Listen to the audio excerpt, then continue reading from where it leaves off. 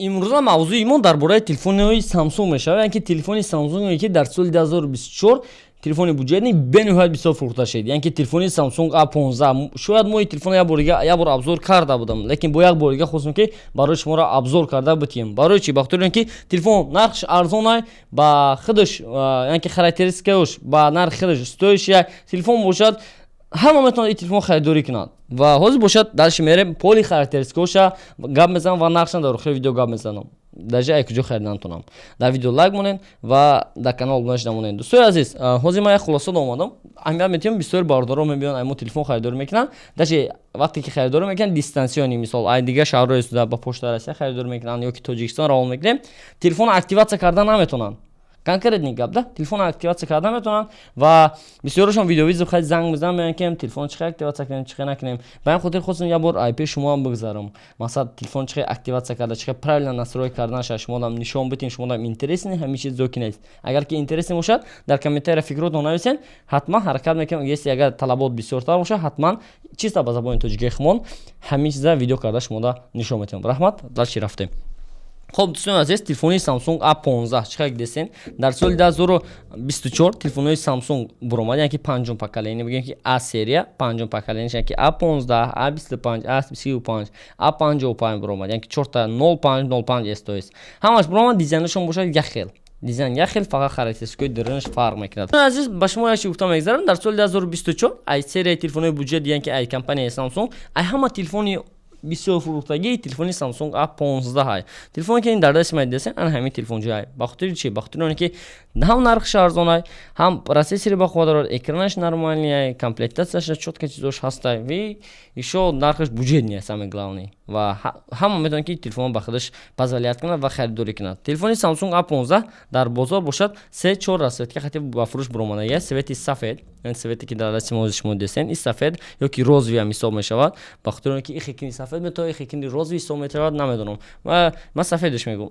Ва ҳаст телефони сафед, кабут, тёмно-синий ва свети зард. Ҳам 4 свети ки шумо дар рӯи экран диден, ана ҳамин 4 расветка хати телефон ба фурӯш буромадаги. Ва телефони Samsung A15 бошад, дар комплектацияш бошад 4 дорад. Как обычно Samsung бошад, дар комплектацияш ҳеҷ неморад. Ба хотири чӣ? Ба хотири ки дар ин коробкаи тонки дига чира ҷо кардан мумкин.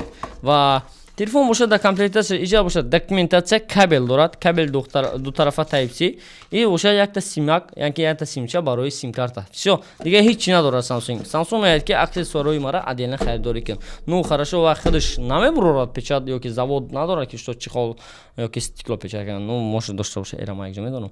Ну зато чикор мекунад?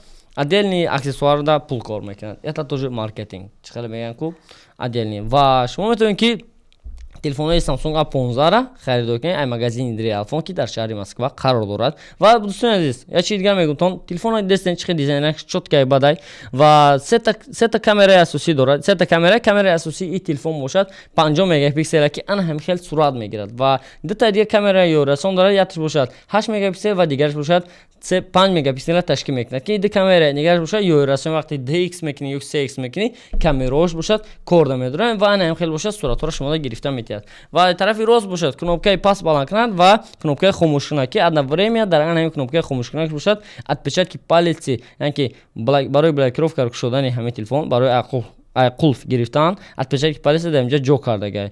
Корпус бошад пластикаи, дар қисмати поён бошад колонка, ҷои зарунак, микрофон ва ҷои ҷек барои навошник дорад дӯстои азиз. Ва дар қисмати чап бошад полни холӣ ва слот барои сим-карта ки дута сим-карта мебарад. Чихеле ки гуфтам, Samsung соли 2 сол пеш ошибка карда буд, дар қисмати поён слоти сим-картаро монда буд. Ҳисоби оне ки чанд та микрофону вайрон шуд, ба ҳамин ҳисоб слоти сим-карта дар тарафи дасти чап ҷой карда. Бениҳоят нағз. Ва дар қисмати боло бошад колонка надорад, толка микрофон дорад. Ва телефон бошад рамкаш камтар ғавстара, но бо сазоне ки рамкаш ғавса, телефон бошад дар даст удобни хоб меравад. Вақте ки телефонро мисол мекушоӣ, экран бошад, размер бошад 6.5 ва супер AMOLED экран. Як супер AMOLED 90 Гц экрани ана ҳамин телефон кор мекунад. Ва процессори телефон, яъне ки процессори ана ҳамин телефон бошад MediaTek Helio G99.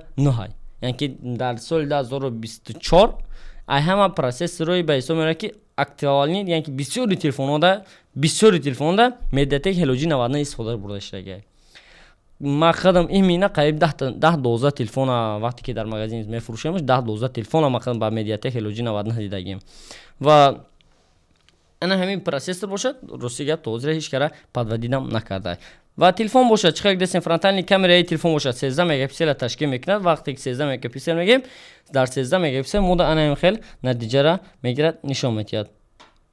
خب اینا در پیش خودم یک تا صورت گرفتم و وازی باشد نتیجه همین صورت نشون میدیم. دوستای عزیز اینا باشد نتیجه همه شما داشت وید نه چه گندیسین همه خیاسته دوستای عزیز اینا ما فکر میکنیم که همون دو جلکای معلوم چه صورت گرفتن یعنی همین تلفن و تلفن باشد اپراتیفیکا باشد 4 نمود 3 نمود اپراتیفیکا خطی پیشنهاد اپراتیفیکا 4 با 128 گیگابایت 4 با 6 با 128 گیگابایت و 8 با 256 گیگابایت یعنی که سه نمود خاراکتریستیک خطی با مردم پیشنهاد شده بچه‌ها که دستین اگر که شما مغازین ریال فون در شهر مسکو بودگی مغازین خریداری کنید شما میتونید که این تلفن یعنی که اپراتیفیکای 4 با 128 شب نقشه با 12000 روبل این مغازین ریال فون در پریمیر ویدیو هازی برامونده روزی سنه 9 ماه август میتونید که بمال با نرخ 12000 روبل 4 با 128 خریداری کنید و اگر که شما خواهش خریداری کردن این همین تلفن مثال 6 با 128 نیاز داشته باشین نرخ وش باشه شما میتونید با 13500 روبل خریداری کنید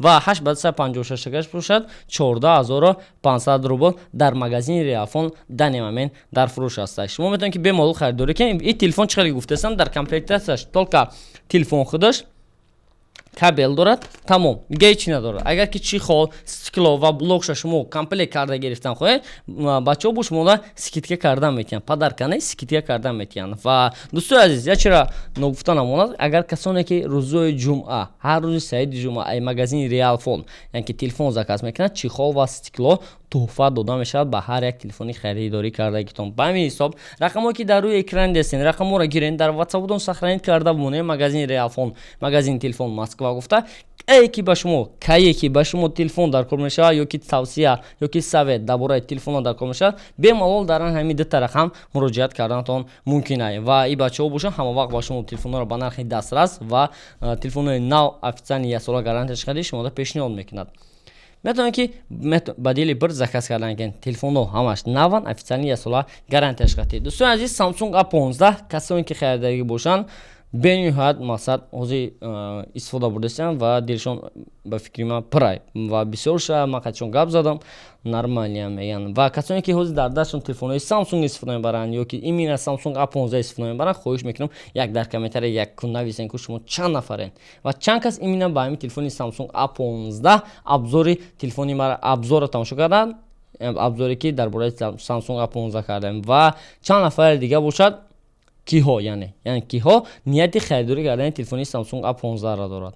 خب دوستان عزیز رحمت کلام برای هر یک کامنتر نویسندگیتون هر یک کامنتر شما را ما خونده البته میبرم و در کانال ابونه شده مونین در ویدیو لایک مونین و ویدیو را با دوستای روان کنین که خواهشی یا که نیت خریداری کردن تلفن‌های سامسونگ دارن. مغازین ریال فون امیدجان تکنوبلوگ و امروز ابزار ما با اتمام رسید. سلامت باشین تا دیدار تا ویدیوی دیگر.